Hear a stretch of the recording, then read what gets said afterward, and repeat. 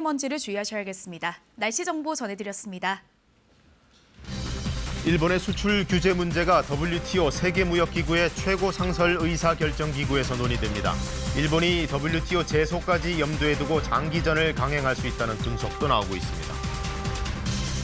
자유한국당이 오늘 정경도 국방부 장관 해임 건의안을 제출합니다. 민주당은 받아들일 수 없다며 하루만 본회의를 열어 추경안을 처리하겠다는 입장이어서 추경안 처리가 불투명한 상황입니다.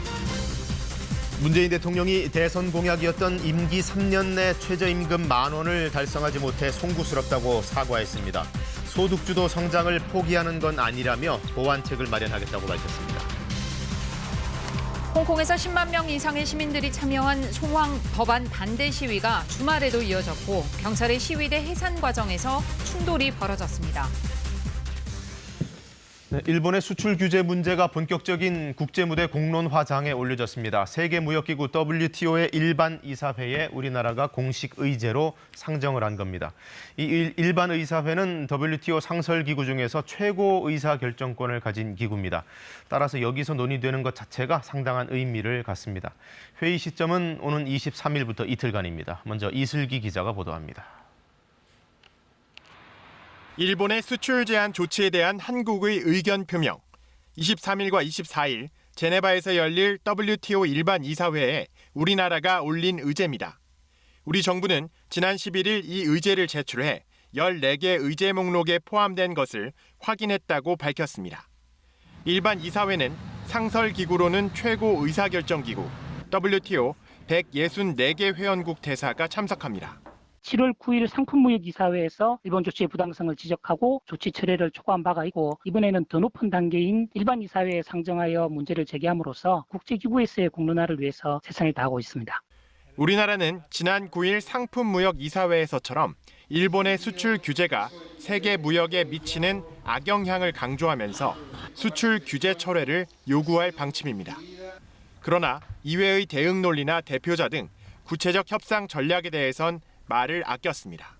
당초 일본은 전략물자의 북한 유출 가능성 등을 수출 규제 구실로 거론했습니다. 그러나 양자 협의에서는 그건 아니라며 말을 바꾸고 있어 우리 정부의 대응도 부분적으로 변화될 수 있습니다. 우리나라의 부품 소재 부족으로 인한 생산 차질이 전 세계의 공급에도 차질을 빚고 따라서 전 세계적으로 굉장히 부정적인 영향을 미칠 수 있다라고 하는 것을 정부가 좀 강조할 필요가 있습니다. 일반 이사회에서 구속력 있는 조치가 나오는 건 아니지만 국제사회도 중요한 문제로 받아들였다는 의미가 있습니다. 특히 일본은 24일까지 우리나라를 백색 국가에서 제외하는 절차를 밟고 있고 우리나라는 그 전에 양자 협의를 다시 열자고 요청해 시기적으로도 중요합니다. KBS 뉴스 이슬기입니다. WTO 공식 회의석상에 올려진 만큼 우리나라뿐만 아니라 일본도 국제사회 지지를 확보하기 위해 치열한 외교전을 펼칠 것으로 보입니다. 특히 향후 WTO 제소까지 이어진다면 상당히 장기전으로 갈 수도 있는데 일본 정부는 이미 그걸 염두에 두고 있다고 현지 언론들은 전하고 있습니다. 도쿄 황현택 특파원이 보도합니다. 일본 언론들은 이번 조치가 일본 기업들에게도 큰 타격을 줄 거라는 우려를 연일 기사화하고 있습니다. 이번엔 아사히 신문이 일본의 수출 규제가 한국뿐 아니라 일본 기업에도 피해를 주는 극약 같은 조치라고 지적했습니다. 하지만 언론들은 WTO 이사회에서도 양국이 접점을 찾기보다는 격한 여론전을 펼칠 걸로 내다봤습니다. NHK는 한국 정부가 각국의 지지를 호소해 상황 타개를 노릴 것이라고 보도했고 니온 게이자이는 양국 입장 차이가 워낙 커 이번에도 진전을 보기 힘들 것이라고 내다봤습니다. 일본 정부는 WTO 이사회에서도 기존 주장을 되풀이할 걸로 보입니다. WTO で認められている安全保障のための輸出管理制度の適切な運用に必要な見直しでありますので 일본이 이런 주장을 고집하는 건 WTO에 제소되는 상황까지 계산에 넣었기 때문이란 분석도 나옵니다. 니온 게이자이는 일본이 제소를 당해도 양자 협의와 분쟁 처리 소위원회를 거쳐 최종 판단이 나오기까지 1년 이상 걸릴 가능성이 높다고 봤습니다. 실제로 후쿠시마 수산물 분쟁의 경우 일본의 제소 이후 최종 결정까지 4년가량이 걸렸습니다. 企業にとっては明日の話ですよ。それを2年後になんとかとか国産化するまで何年かかるかもわからない。それは全然答えになってないですよね。 일본 언론들은 한국에 대한 추가 수출 규제를 사실상 기정사실화하는 분위기입니다. 분기점은 우선 일본이 요구한 강제징용 중재위원회 우리 측 답변 시한인 오는 18일이 될 전망입니다. 도쿄에서 KBS 뉴스 황현택입니다. 이재용 삼성전자 부회장은 일본 출장 직후인 그제 반도체, 디스플레이 등 주요 사장단 회의를 소집해 비상계획, 이른바 컨틴전시 플랜을 지시했습니다. 이 부회장은 다음 달 일본이 우리나라를 백색 국가에서 제외할 경우 다른 사업에 미칠 영향까지 대비해야 한다며 거래선 다변화 등의 비상대책을 주문했습니다. 삼성전자 측은 이 부회장의 출장으로 수출 규제 대상 품목의 긴급 물량 확보와 관련해서도 일부 성과가 있었지만 구체적인 내용은 밝힐 수 없다고 설명했습니다. 추경안 등을 처리하지 못한 채 6월 임시국회도 이제 나흘만을 남겨두고 있습니다. 이 시점에서 자유한국당은 정경두 국방장관에 대한 해임 건의안을 내기로 했습니다. 북한 선박의 삼척항 입항 등에 대한 책임을 묻자는 취지인데 이 해임안을 본회의에서 다뤄야 추경도 협조하겠다는 입장입니다. 더불어민주당은 펄쩍 뛰고 있습니다. 송낙규 기자가 보도합니다. 자유한국당이 오늘 오전 정경두 국방부 장관 해임 건의안을 제출합니다. 연이어 일어난 북한 목선의 삼척항 입항 사건과 해군 이함대 허위 자백 사건을 이유로 들었습니다. 해임안을 상정, 표결하려면 이틀간 본회의를 열어야 하는데 더불어민주당이 합의를 번복하고 하루만 본회의를 열자고 하는 등 국회를 방탄국회로 만들고 있다고 비판했습니다. 국방부 장관 해임 건의안이 올라올까 무서워서 본회의마저도 보이콧하는 참으로 한심한 여당입니다. 한국당은 특히 본회의를 이틀 열지 않을 경우 추경안 협조가 어렵다는 뜻도 내비쳤습니다. 반면 더불어민주당은 본회의를 이틀 열기로 합의했다는 한국당 주장 자체가 근거가 없다고 일축했습니다. 특히 추경안 처리를 해임 건의안 그리고 목선 국정조사와 연계하려는 건 민생 추경을 볼모로 한 정략적인 구태 정치라고 비판했습니다. 경제 원탁 토론회만 성사되면 추경 처리도 가능하다는 식으로 제안하더니 이제는 목선 국조와 정경두 국방장관 해임 건의안을 추경과 연계시키고 있습니다. 민주당은 또 불체포 특권을 악용한 방탄국회를 소집하려는 건 오히려 한국당이라며 패스트트랙 관련 경찰 조사에 떳떳하게 응하라고 맞받았습니다. 여야는 오늘 문희상 국회의장과 교섭단체 원내대표 간 회동에서 6월 국회의 남은 의사 일정을 논의할 예정이지만 입장 차가 커 합의 도출이 쉽지 않아 보입니다. KBS 뉴스 송락규입니다. 밤사이 사건 사고 소식입니다. 오늘 새벽 서해안 고속도로에서 돼지고기를 실은 냉동 탑차가 옆으로 넘어지면서 1시간 동안 교통이 통제됐습니다. 또 밤사이 아파트와 주택 등에서 화재도 잇따랐습니다. 김수영 기자입니다. 고속도로 가드레일이 찌그러져 있고 냉동 탑차가 도로 위에 넘어져 쓰러져 있습니다. 차량에 실려있던 돼지고기가 도로 위에 나뒹굽니다. 오늘 새벽 2시 40분쯤 서해안 고속도로 서울 방향 서평택 분기점 부근에서 55살 송모 씨가 몰던 4.5톤짜리 냉동 탑차가 도로 가드레일을 들이받고 옆으로 넘어졌습니다. 운전자는 다행히 다치지 않았지만 탑차에 실려있던 돼지고기를 다른 차로 옮겨 싣는 작업 등으로 1시간 동안 교통통제가 이루어졌습니다. 경찰은 송 씨가 졸음운전을 한 것으로 추정하고 정확한 사고 경위를 조사하고 있습니다. 어제 저녁 8시 30분쯤 대구시 동구의 한 아파트 10층에서 불이 나 주민 20여 명이 대피하는 소동이 벌어졌습니다. 당시 불이 난 집안에 있던 90살 여성이 스스로 대피해 인명피해는 발생하지 않았습니다. 경찰과 소방당국은 불이 난 집 안방 천장에서 불이 시작된 것으로 보고 있습니다.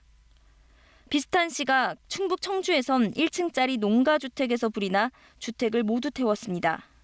소방당국은 가스레인지에 냄비물을 올려뒀다는 집주인의 말을 토대로 정확한 화재 원인을 조사하고 있습니다. 어제 낮 2시쯤엔 충북 영동군의 하천에서 89살 A씨가 숨진 채 발견됐습니다. 경찰은 A씨가 다슬기를 잡다가 사고가 난 것으로 보고 있습니다. KBS 뉴스 김수연입니다. 홍콩 행정장관이 이른바 범죄인 송환법은 사망했다고 선언한 지 일주일이 지났지만 이 법안에 반대하는 시위대는 또 모였습니다. 10만여 명이나 운집했는데 일부 시위대와 경찰 사이 충돌이 밤까지 이어지기도 했습니다. 이재희 기자가 보도합니다. 캐리람 행정장관의 송환법 사망 선언 뒤 첫 주말, 시위대는 어김없이 거리로 나왔습니다. 검은 옷을 입은 홍콩 시민 10만여 명은 송환법 철회 팻말을 들고 거리를 점령했습니다. We came out because of a simple urge, the freedom of Hong Kong and also the retraction of extradition bill proposed by the Hong Kong government. 평화롭게 진행되던 행진은 오후 5시쯤 갑자기 물리적 충돌로 번졌습니다. 불법 집회라며 해산을 요구하는 경찰과 시위대가 부딪힌 겁니다. 시민들은 쓰레기와 헬멧 등을 던졌고 경찰은 후추 스프레이를 뿌리는 등 맞대응했습니다. 양측의 충돌은 밤까지 이어졌습니다. 집으로 돌아가려는 시위대를 경찰이 덮치며 지하철역 근처 쇼핑몰에서 난투극이 시작됐다고 현지 언론은 전했습니다. 이 과정에서 시위대와 경찰 등 15명이 부상을 입은 것으로 알려졌습니다. 잇따르는 폭력 사태에 홍콩 언론인 1,500여 명은 경찰이 고의로 무력을 휘두른다며 항의 시위를 벌였습니다. On some occasions, it seems that they have deliberately targeted journalists, and also say use force, batons, and sometimes beaten and attacked the journalists. 하지만 한때 200만 명에 달했던 시위 인파는 이달 2일 입법회 점거 사태 이후 10만 명까지 줄었습니다. 오는 21일 캐리람 장관의 퇴진을 요구하는 집회의 규모에 따라 앞으로 홍콩 송환법 정국의 향방이 결정될 것으로 보입니다. KBS 뉴스 이재입니다. 네, 지난 주말 사람들로 늘 붐비는 미국 뉴욕 맨해튼에선 대규모 정전이 발생했습니다. 공교롭게도 이번 정전은 42년 전 대규모 정전 사태가 있었던 바로 그날 일어났는데요. 지하철이 멈추고 신호등이 작동되지 않는 등 큰 혼란이 있었지만 인명피해는 없었습니다. 뉴욕에서 김철우 특파원이 전해왔습니다. 뉴욕 맨하튼의 고층 빌딩 숲이 칠흑 같은 어둠에 휩싸였습니다. 휴가철 전 세계 관광객이 몰려드는 타임스퀘어의 일부 전광판도 불이 꺼졌습니다. 현지 시간 13일 저녁 대규모 정전으로 맨하튼 중심가가 순식간에 혼란에 빠졌습니다. 주말 저녁을 즐기기 위해 많은 사람들이 나온 거리는 어둠 속에 신호등까지 꺼져 차량이 뒤엉킨 채 거북이 운행을 했습니다. Looked out the window and I saw some black smoke coming out of a manhole cover. Must have meant that either a transformer went out or some sort of power outage or maybe. 유명 팝 가수 제니퍼 로페스 공연도 정전으로 중단됐고 브로드웨이에선 일부 공연이 취소됐습니다. 맨하튼 도심 곳곳을 연결하는 지하철도 한때 멈춰섰습니다. 정전의 원인은 변전소 변압기 화재 때문. 정전 5시간여 만에 전기 공급이 대부분 복구됐지만 7만 3천 가구가 큰 불편을 겪었습니다. 공교롭게도 이번 정전 사고는 5,600억 원 이상의 피해를 낸 뉴욕 대규모 정전 사태가 발생한 지 42주년 되는 날 일어났습니다. 당시 도심에선 광범위한 약탈과 방화가 발생했지만 이번엔 단 한 건의 인명피해도 없었다고 뉴욕시는 밝혔습니다. 뉴욕에서 KBS 뉴스 김철우입니다. 2020년까지 최저임금 10,000원을 달성하겠다는 건 문재인 대통령의 대선 공약이었습니다. 그러나 내년도 최저임금이 며칠 전에 8,500원대로 결정되면서 결과적으로 지킬 수 없는 공약이 됐습니다. 문 대통령은 여기에 대해서 국민들에게 사과했는데 청와대는 그렇다고 해서 소득주도 성장을 포기하는 건 아니라고 부연 설명했습니다. 김지선 기자가 보도합니다. 지난 12일 내년도 최저임금이 올해보다 2.9% 오르는 데 그친 시간당 8,590원으로 결정됐습니다. 2020년까지 최저임금 10,000원을 달성하겠다던 문 대통령 대선 공약이 무산된 겁니다. 이런 결정이 내려진 12일 문 대통령은 참모들과의 회의에서 국민들께 사과의 뜻을 밝히며 보완 대책을 지시했습니다. 대통령으로서 대국민 약속을 지키지 못하게 된 것을 매우 안타깝고 송구스럽게 생각한다. 김상조 정책실장은 최저임금 인상의 긍정 영향은 물론 부정적인 영향도 이례적으로 상세히 거론했습니다. 지난 2년간 인상 기조가 영세 자영업자, 소기업에게 큰 부담이 됐다는 점, 특히 사회 갈등 요인이 됐다는 점도 언급했습니다. 을과 을의 전쟁으로 사회 갈등 요인이 되고 정쟁의 빌미가 되었던 것은 매우 가슴 아픈 상황이라는 점을 고백하지 않을 수 없습니다. 그러나 청와대는 이번 결정이 소득 주도 성장 폐기가 아니라는 점을 명확히 했습니다. 소득 주도 성장은 최저임금 인상만이 아니라 다양한 정책의 종합인 만큼 한국형 실업 부조 제도 등으로 생활 비용을 줄이고 사회 안전망을 강화해 저소득 근로자들을 지원하겠다는 겁니다. 청와대는 이런 보완 대책을 내년도 예산안과 세법 개정안에 반영하겠다는 방침이지만 야당은 소득 주도 성장 정책 폐기를 촉구하고 있어 진통이 예상됩니다. KBS 뉴스 김지선입니다. 학교 이사장을 비판하는 시위를 했다가 퇴학을 당했던 대학생이 2년 넘도록 재판을 벌여서 결국 학교로 돌아갈 길을 만들었습니다. 학교 측은 당초 이 학생이 교직원을 때렸다 이렇게 주장하면서 퇴학 조치를 강행했는데 법원에서 다 뒤집혔습니다. 우한솔 기자가 취재했습니다. 총장님! 찍어요. 총장님! 자네도 잘 찍어. 총장 면담을 하겠다는 학생을 교직원들이 막아섭니다. 촬영을 놓고 교직원과 잠시 시비가 일더니 학생, 찍지 마. 응? 뭘 찍지 마. 지금 이 상황이 지금 부당한 거 당연하다면 냅두세요. 학생 손이 팔에 닿자마자 교직원이 뒤로 발라당 넘어집니다. 2년 전 건국대학교에서 벌어진 일입니다. 4학년 김진규 씨 등 학생들은 학교 법인이 병원 적자를 메꾸기 위해 지방 캠퍼스 교비를 사용했다는 등의 이유로 시위를 벌여왔습니다. 하지만 학교 측은 교직원을 폭행했다며 김 씨를 퇴학 조치하는 등 강경 대응으로 일관했습니다. 김 씨는 퇴학 조치가 무효라며 소송을 벌였고 1심에 이어 2년 3개월 만에 항소심에서도 이겼습니다. 정말 찹찹했었어요. 그때 아르바이트 하면서 정말 힘들게 하고 있었는데 고소까지 학생회까지 이렇게까지 할 수 있는 건가. 앞선 장면에 대해서도 재판부는 교직원이 자해하듯이 갑자기 바닥에 드러누운 사실이 인정된다고 판단했습니다. 그동안 학교는 김 씨를 퇴학 처분한 데에 이어 명예훼손과 업무방해, 퇴거 불응으로 형사 고소했지만 모두 인정되지 않았습니다. 김 씨는 복학을 준비 중입니다.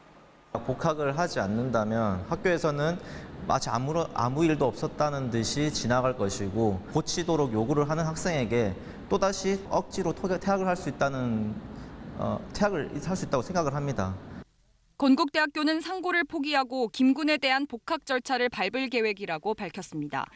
KBS 뉴스 우한솔입니다. 네, 국내에서도 해외 휴양지에 나간 기분을 느껴보시려는 분들 요즘 럭셔리 풀빌라 많이들 찾으시는데요. 가격은 웬만한 특급 호텔보다 비싼데 환불 같은 건 제대로 안 되는 경우가 많다고 합니다. 오대성 기자가 현장을 돌면서 알아봤습니다.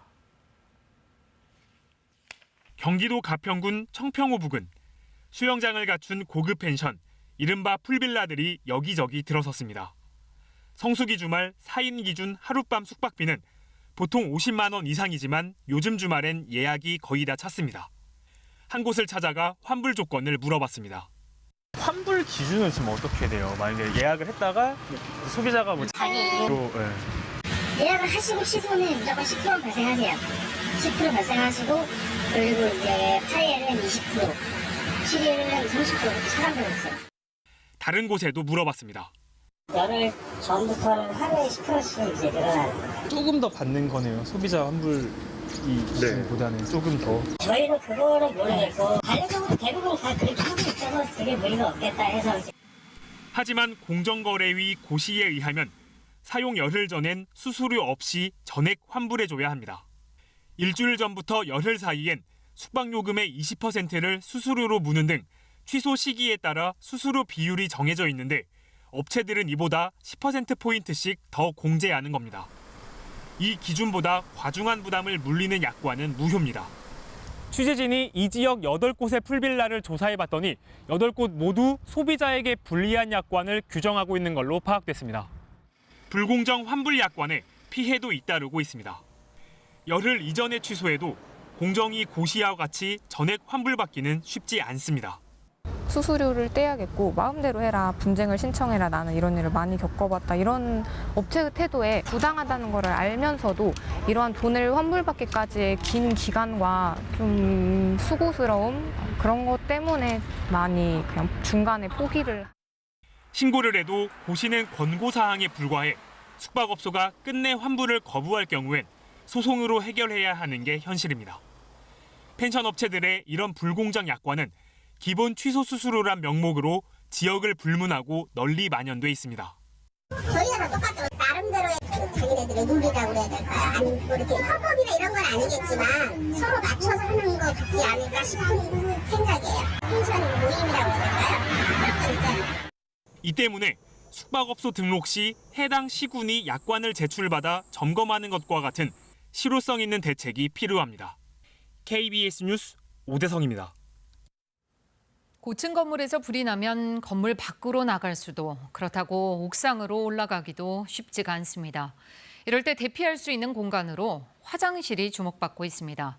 화장실의 화염과 유독가스를 막아주는 대피 시스템을 갖춰서 최대 1시간을 견딜 수 있는 기술을 국내 연구진이 개발했습니다. 김수영 기자가 직접 체험해봤습니다. 부산의 한 주상복합 건물에서 일어난 화재.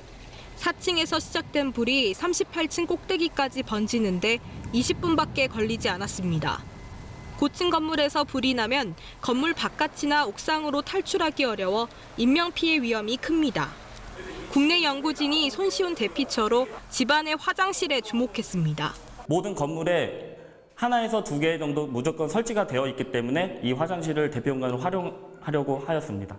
집안에 불이 난 상황을 가정해 실험을 진행했습니다. 화재가 감지되자 화장실 문 표면에 물이 흘러내립니다. 수막이 형성된 덕분에 표면 온도가 40도를 넘어가지 않습니다. 30분이 지나도 문 형태의 변화가 없습니다. 불길뿐 아니라 연기도 차단할 수 있을까? 환기 시스템이 작동되면서 화장실 내부 압력이 외부보다 높아지기 시작합니다. 문틈 사이로 연기가 들어오지 않아 질식 위험을 막을 수 있습니다. 지금 이 버튼을 끄게 되니까 바로 이렇게 문틈을 따라서 흰색 연기가 계속 들어오는 걸 보이실 겁니다. 이렇게 화장실에서 화마를 피할 수 있는 시간은 최대 1시간. 거동이 불편한 노인이 많은 사회복지관 등 일부 건물에서 도입하기 시작했습니다. 화재가 난 이후에도 전기에 의한 사용이 가능하고요. 많은 피난 약자들과 그다음에 요양시설에 있는 환자 같은 분들이 적용 대상이 되며 건설기술연구원은 초고층 빌딩이 많은 홍콩 등 해외 주요 도시에도 기술을 수출한다는 계획입니다. KBS 뉴스 김수영입니다. 저녁 늦게까지 안 자고 활동을 하든 새벽부터 일어나서 생활을 하든 자신만 좋으면 그만이긴 하겠는데 늦게까지 깨어있는 습관이 혈관 건강에는 안 좋은 것으로 조사됐습니다.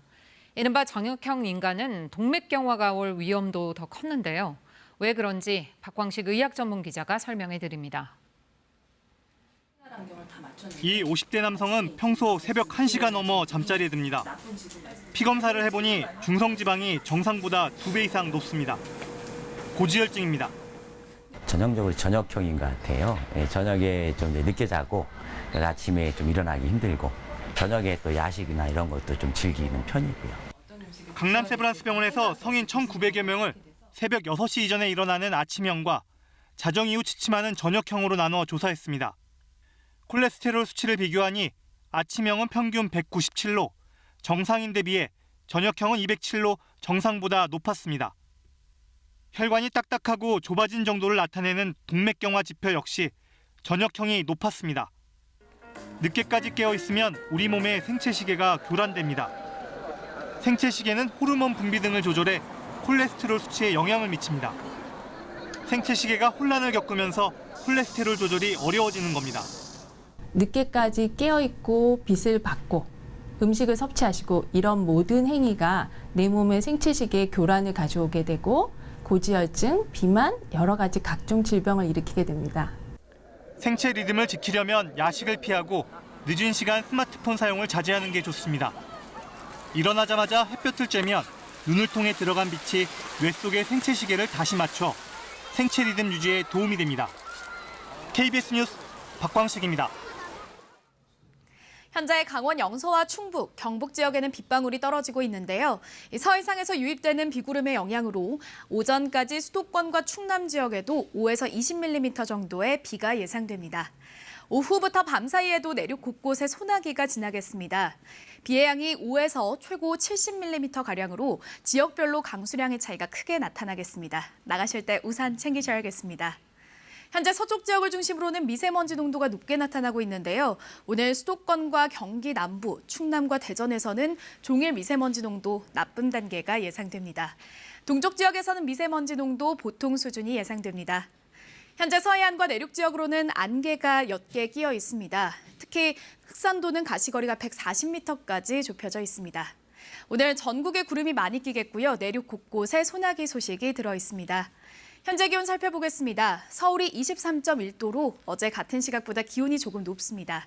한낮에는 서울이 29도, 원주와 대전, 안동이 30도, 청주와 광주, 대구는 낮 기온이 31도까지 오르겠습니다. 반면 동해안 지역은 낮 기온 25도 안팎으로 비교적 선선하겠습니다. 바다의 물결은 모든 해상에서 비교적 잔잔하겠지만 남해안에서는 저지대 침수 피해 없도록 유의하셔야겠습니다. 날씨 정보 전해드렸습니다. 전세 보증금과 매매 가격에 별 차이가 없으면 그 전세를 끼고 돈 조금만 보태서 투자용으로 집 여러 채를 사는 게 가능합니다. 이른바 갭 투자라고도 하는데 문제는 부동산 경기가 생각대로 풀리질 않아서 그 집주인 사정이 어려워질 때 발생합니다. 주인이 파산 지경에 몰리면 결국 세입자들까지 보증금을 통째 날리게 될 수도 있기 때문인데요. 상당히 심각한 사례 하나가 나왔습니다. 먼저 김지숙 기자가 알아봤습니다. 결혼을 앞두고 있는 29살 송태양 씨. 이미 2달 전 전세 계약 기간이 끝났지만 전세 보증금 7천만 원을 돌려받지 못해 울며 겨자 먹기로 원룸을 지키고 있습니다. 당장 신혼집 구하는 게 걱정입니다. 문제 없을 것 같다고 그런 식으로 말씀을 하셨었거든요. 근데 점점 시간이 흐르면서 이게 좀 상황이 어려워졌으니 몇 개월만 기다려달라.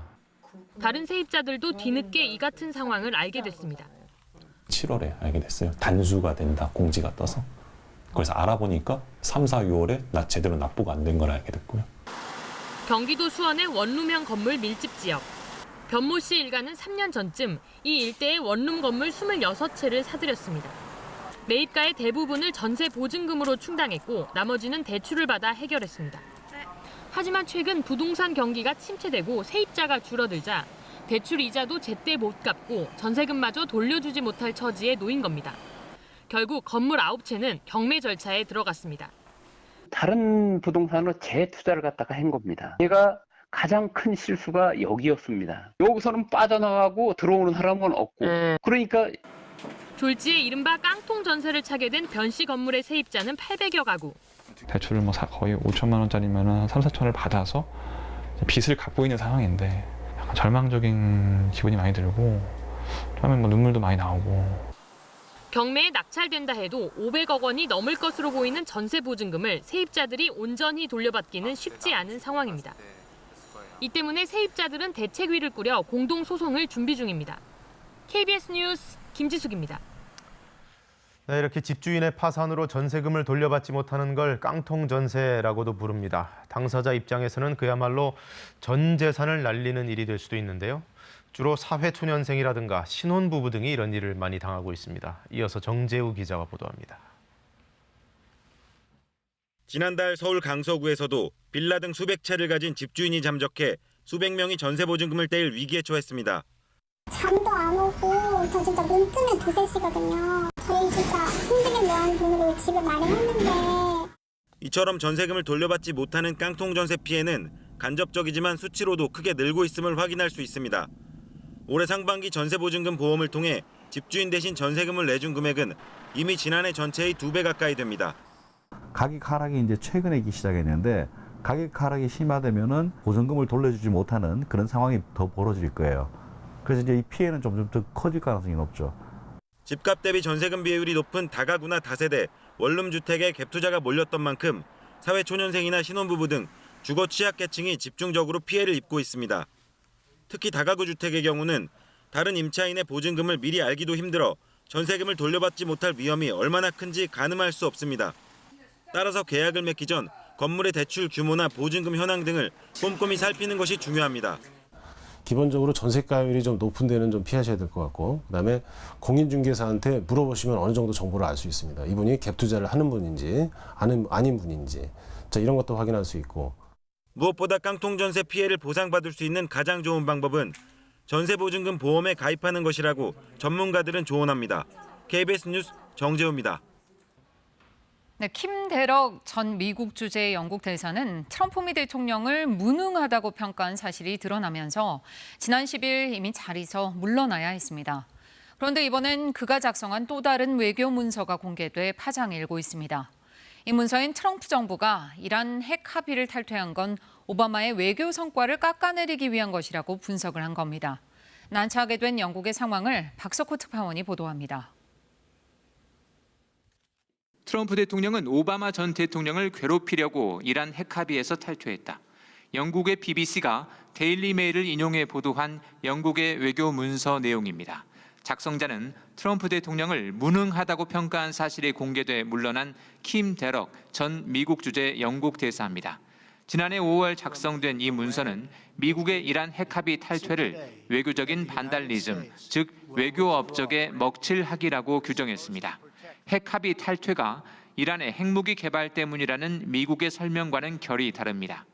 이런 가운데 영국은 지난 4일 지브롤터 해상에서 미국의 요청에 따라 억류한 이란 유조선을 풀어주는 문제도 검토하고 있습니다. I said that if we could receive sufficient guarantees that that tanker was not headed for Syria, then we would be able to resolve the situation following, of course, due process in the Gibraltar courts. 영국과 이란의 외무장관은 또 전화 통화를 갖고 양측 모두 갈등 고조를 원하지 않는다고 재확인했습니다. 이와 함께 프랑스와 영국, 독일 정상은 이란과 미국 양측 모두가 긴장 고조 행위를 중단하고 즉각 대화를 재개하라고 재차 촉구했습니다. 이에 따라 호르무즈 해협의 원유 수송로 안전 확보를 위해 동맹국의 군사적 협조를 요청한 미국의 입장에 이들 세 나라가 어떻게 반응할 것인지 주목됩니다. 이런 가운데 이란은 서북부 국경지대에서 서방의 지원을 받는 쿠르드계 반군에 대한 대규모 소탕 작전을 벌여 사실상 미국을 상대로 무력 시위를 했다는 평가가 나옵니다. 두바이에서 KBS 뉴스 박석호입니다. 네, 플라이보드라 불리는 유인 소형 비행차가 하늘을 자유롭게 비행하고 있습니다. 이 하늘은 다름 아닌 파리 중심과 샹젤리제 거리 상공인데요. 프랑스 대혁명 기념일을 맞아 마크롱 대통령과 유럽 주요 정치인들이 지켜보는 가운데 대규모 열병식이 열렸습니다. 미래형 최신 무기들과 함께 200여 대의 전차, 100여 개의 항공기가 동원됐습니다. 영국과 독일, 스페인 공군이 축하 비행에 나섰고 창설 30주년을 맞은 독일, 프랑스 여단 병력도 사열에 참여하는 등 프랑스와의 굳건한 동맹을 과시했습니다. 검은 연기가 자욱하게 피어오르는 이곳은 이탈리아 남부의 샤르데니아 지방입니다. 소방차는 물론 소방용 항공기까지 동원돼 진화 작업에 나섰지만 불길은 쉽게 잡히지 않는데요. 건조한 날씨에 사상 최고 수준의 불볕더위가 이어지면서 이탈리아 남부 곳곳에서 산불이 이어지고 있습니다. 풀리아주에선 산불로 한 명이 숨지기도 했습니다. 이탈리아 당국은 때이른 폭염과 연이은 산불에 농업 피해도 우려하고 있습니다. 쇼핑몰 안에 있던 사람들이 비명을 지르며 한꺼번에 거리로 뛰쳐나오고 순식간에 아수라장으로 변합니다. 사람들이 이렇게 공포에 사로잡힌 건 지진 때문인데요. 인도네시아 동부인 테르나테 섬 인근에서 현지 시간 14일 오후 4시쯤 규모 7.3의 지진이 발생했습니다. 가옥들이 파손됐고 놀란 주민들은 높은 지대로 긴급 대피했습니다. 우려했던 쓰나미는 발생하지 않은 것으로 전해졌습니다. 지금 세계입니다. 네, 보헤미안 랩소디 열풍 정말 대단했습니다. 그 영화의 열기 아직도 다 식지 않은 것 같은데 이번에는 퀸과 관련된 전시회가 관객들을 찾아옵니다. 김민혁 기자가 다녀왔습니다.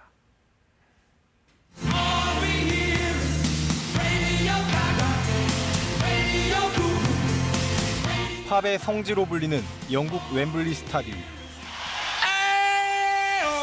퀸의 보컬 프레디 머큐리는 흰 러닝 셔츠와 청바지를 입고 그 무대를 장악했습니다. 영화 보헤미안 랩소디의 주인공도 따라 입은 이 옷. 바로 그 의상이 전시장에 그대로 재현됐습니다. 프레디 머큐리의 소장품부터 멤버들의 작사 노트와 앨범 사진들까지. 이제는 전설이 된 그룹 퀸의 역사가 담겨 있습니다.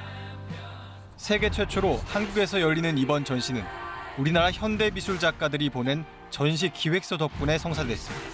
특히 그 진비치 대표님께서 그걸 되게 강조를 하셨어요. 저희 기획서를 좋아했던 가장 큰 이유가 지금의 젊은 세대들이 좋아할 수 있는 그런 전시를 만들겠다라는. 카메라와 모니터 수십 대로 퀸의 노래 가사에 담긴 현대인의 압박감을 표현했고 프레디 머큐리를 닮은 커다란 인형도 눈길을 끕니다. 퀸의 명곡을 첨단 미디어 아트 등 현대 미술로 재해석했습니다.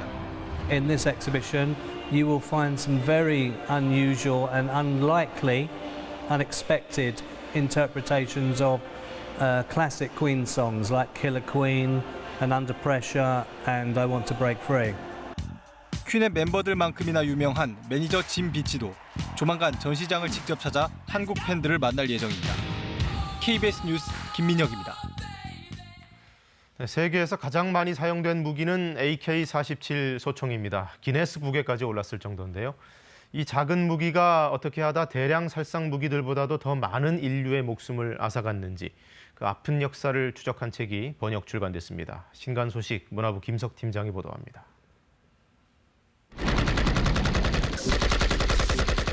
해마다 25만 명의 목숨을 앗아가는 치명적인 살상 무기. 냉전 시대가 인류에게 남긴 가장 파괴적인 유산. 1947년 소련의 무기 개발자 칼라시니코프가 고안한 자동 소총 AK-47. 지금도 세계 각국의 정규군은 물론 수많은 분쟁 지역에서 사용되는 AK-47 소총이 세계사의 물줄기를 어떻게 바꿨는지 낱낱이 파헤쳤습니다. 닭 한 마리 가격에 팔린, 그래서 치킨건이란 별명이 붙은 이 전쟁 무기는 지금도 역병처럼 퍼져나가 인류 평화를 위협하고 있습니다.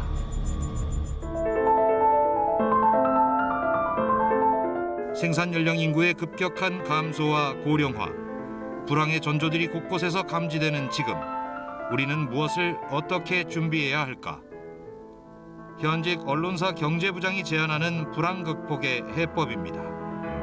금리와 부채, 버블 환율 등 불황의 시작을 알리는 7가지 신호를 정확하게 찾아내 활용해야 제도약의 발판을 마련할 수 있다고 역설합니다. 중국에서 가장 오래된 신화집 산해경을 1985년 국내 최초로 번역 소개한 저자가 산해경과 한국 문화의 관계, 산해경이 한국에 수용된 양상을 살핀 보기 드문 연구 성과입니다. 서양의 역사에서 무한한 상상력을 제공해온 원천이 그리스 로마 신화라면 동아시아에는 산해경이 있습니다. KBS 뉴스 김석입니다.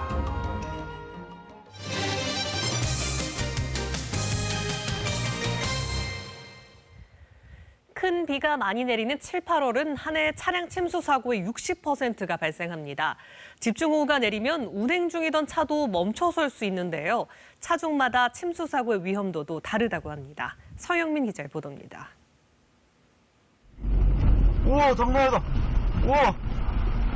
흙탕물 뒤덮인 도로에서 운행 중이던 승용차가 멈춰섭니다.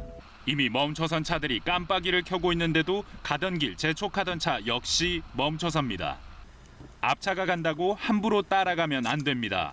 차마다 침수 위험 물높이가 다르기 때문에 꼬리 물고 가다가는 낭패를 볼 수 있습니다. 공기가 들어가야 할 흡기구로 물이 들어가면 차가 멈춥니다. 이 지면에서부터 흡기구까지의 높이 차이가 있기 때문에 침수 피해가 발생할 수도 하지 않을 수도 있는 겁니다. 대표적인 국산차와 수입차의 앞범퍼를 떼어내고 비교해봤습니다. 흡기구가 수입차는 그릴 안에, 국산차는 그릴 위에 있습니다. 높이가 25cm나 차이가 납니다. 수입 차량 같은 경우는 이제 고출력 엔진을 많이 선호하고 있고 그릴 주변으로 설치가 돼 있어야 이제 공기량 흡입량도 이제 제어를 할 수가 있고. 국산차와 수입차 각 석 대씩의 흡기구 높이를 비교해봐도 수입차가 대체로 낮은 편입니다. 보험 집계 건수를 보면 차량 10,000대당 침수 피해가 수입차에서 1.85배 많았습니다. 운전자들이 그 차량의 그 엔진 흡입구의 위치라던가 이런 부분들은 기본적으로 어느 정도 파악을 하고 침수 도로를 빠져나가려고 속력을 내면 물이 더 높이 차오르기 때문에 천천히 한 번에 빠져나가야 하고 일단 차가 멈춰서면 제시동을 걸지 않아야 더 큰 피해를 막을 수 있습니다. KBS 뉴스 서영민입니다.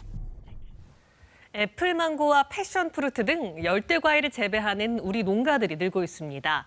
지구 온난화의 영향인데 고소득 작목으로도 주목받고 있습니다. 김효경 기자의 보도입니다. 탐스러운 열매가 주렁주렁 열렸습니다. 당도가 높고 가즙이 많은 열대과일 애플망고입니다. 빨갛게 익으면 열매를 싸고 있는 그물로 저절로 똑 떨어집니다. 동남아시아가 원산지지만 기온이 높아지면서 경상남도 일부 지역에서도 재배되고 있습니다. 국내에서 처음으로 친환경으로 재배돼 2kg 한 상자 가격이 10만 원. 수입산보다 4배 높은 값에 팔려나갑니다. 이 농가는 애플망고뿐 아니라 파파야 등 다양한 열대과일 재배도 시도하고 있습니다. 100% 익은 것만 저희가 수확을 합니다. 충분히 익은 과일을 수확을 하기 때문에 국내산 애플망고가 향이나 당도가 뛰어납니다. 이 열매는 브라질이 원산지인 일명 패션프루트 백향과입니다. 지난해 시범 재배 뒤 올해 본격 출하를 앞두고 있습니다. 수입품이 냉동으로 들여오는 데 반해 국내산은 생으로 먹을 수 있어 인기가 높습니다. 경남에만 열대과일 재배 농가가 140여 곳, 재배 면적은 약 2배나 늘어났습니다. 농가 고소득 작물로 주목받고 있는 겁니다. 하지만 우리 기후에 맞는 재배 방법이나 병충해 대책에 대한 정보는 아직은 많이 부족합니다. 병해충이 되게 이게 알려진 게 많이 없어요. 외국 서적을 이용하거나 아니면 외국 사이트를 주로 이용하는 편이고요. 아직 우리나라에서는 그런 부분이 좀 많이 부족한 것 같습니다. 국내산 열대과일에 대한 홍보와 안정적인 판로 확보도 해결해야 할 과제입니다. KBS 뉴스 김효경입니다. 군장병들의 평일 외출이 시행된 지 어느새 5달이 지났는데요. 효과는 어떨까요? 경기 활성화를 바랐던 인근 주민들의 기대감은 실망감으로 바뀌고 있다고 합니다. 박상현 기자입니다. 군장병 평일 외출 제도는 접경 지역 경기를 살릴 카드로 기대를 모았습니다. 외출제가 시행된 지 5개월이 지난 지금 지역 상인들의 생각은 엇갈립니다. 9시면은 부대를 귀가해야 되니까 한두 탕 더 뛴다고 보면 되죠. 초반에는 100명 정도 유동인구가 있을 것 같은데 점점 하락되면서 50명 정도, 50% 이하로 줄어든 것 같아요. 그럼 매출도 그만큼 떨어지죠? 네, 매출도 반 정도 줄어들고. 주민들은 하루 많게는 500명 이상 외출을 할 것으로 기대했지만 시간이 지날수록 그 숫자가 줄고 있다고 말합니다. 그전에는 한 번씩 나오면은 거리가 꽉 차고 굉장히 좀 활기가 넘쳤는데 요 근래에는 뭐 군인들이 훈련이 있는 건지 뭐 외출이 조금 자제된 건지 조금 좀 뜸한 것 같습니다. 특히 PC방이나 커피숍 외에 장병들이 즐길 만한 문화공간이 부족해 외출을 꺼리고 있습니다. 하루 일과를 마친 군 장병들이 스마트폰을 사용할 수 있게 된 것도 외출 감소의 한 원인으로 분석됩니다. 이에 접경 지역 상인들의 건의사항을 국방부에 전달했지만 실현될지는 미지수입니다. 이 시간이 아직도 좀 작고 또 영내에서의 식사를 이제 영내에서 하지 않고 가까운 외출해서 식사를 할 수 있도록 이렇게 좀 배려를 해달라는 것을 이제 건의하고 있는 거죠. 군장병 평일 외출이 경기 회복에 큰 도움이 되지 못하면서 아프터 투어 관련 사업을 추진하던 자치단체들의 고민도 깊어지고 있습니다. KBS 뉴스 박상영입니다. 크리스마스 트리로 유명한 구상나무는 우리나라에서만 자생하는 나무인데요.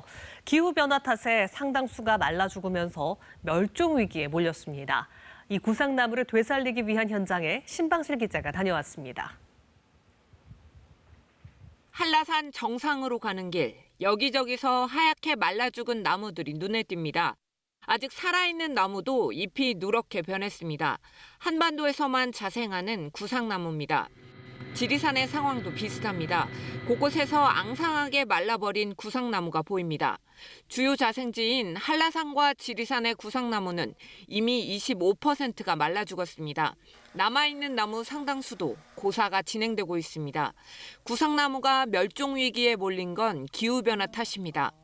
봄철 이제 가뭄이라든지 그 겨울철에 적설량이 감소되면서 이제 수분 스트레스를 받아서 많이 쇠퇴하고 있는 걸로 지금 추정이 되고 있는데 구상나무를 살리기 위한 복원 사업도 속도를 내고 있습니다.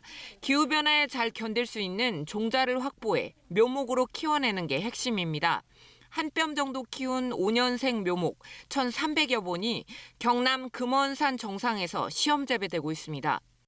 이렇게 기상관측 장비가 설치가 돼 있어서 온도와 습도 그리고 토양 속의 수분 함량 등을 측정해서 어떤 조건에서 가장 잘 자라는지 모니터링을 하고 있습니다. 우리나라 특산 수종이라는 그런 상징성이 매우 큰 식물인데 일반적으로 재배가 잘 안 된다고 알려져 있어요. 근데 이제 저희가 해발 750m의 위치에 있다 보니까 증식에 성공해서 시험 재배가 성공하면 한라산과 지리산에서도 대규모 복원 사업이 진행될 예정입니다. KBS 뉴스 신방실입니다. 이 시각 현재 출근길 교통 상황 알아보겠습니다. 서울경찰청입니다. 안녕하십니까. 월요일 아침 교통정보입니다. 지금 시각 가장 정체가 심한 구간은 동부간선도로와 강변북로입니다. 먼저 동부간선도로부터 보시면 창동교 부근이 양방향 지체와 정체되고 있는 가운데 도심 안쪽으로 녹천교 부근까지와 중랑교에서 군자교 사이 그리고 성동교 부근에서 밀리고 있습니다. 우회 도로인 동일로는 거의 전 구간 아직은 수월한 모습 보이고 있으며 강변북로 구리방향 가양대교 이전부터 한강대교 이후까지와 반대 일산방향 잠실대교에서 한남대교 사이 정체입니다. 도봉로 삼양동 입구 사거리에서 미아 사거리 이후까지 평균 속도 20-30km 내외 속도로 밀리고 있으며 그 밖에 서울 외곽순환도로 토평에서 강일라들목 이후까지 지체와 정체입니다. 교통통제 및 혼잡 예상 정보입니다. 여의도 3위 빌딩 앞에 오후 2시부터 6시까지 규모가 제법 큰 집회 후 자유한국 당사 앞까지 도로 행진이 예정돼 있습니다. 세종문화회관 앞에도 오후 1시부터 5시까지 소규모 집회 후 도로 행진으로 광화문 일대 혼잡이 예상됩니다. 교통정보였습니다.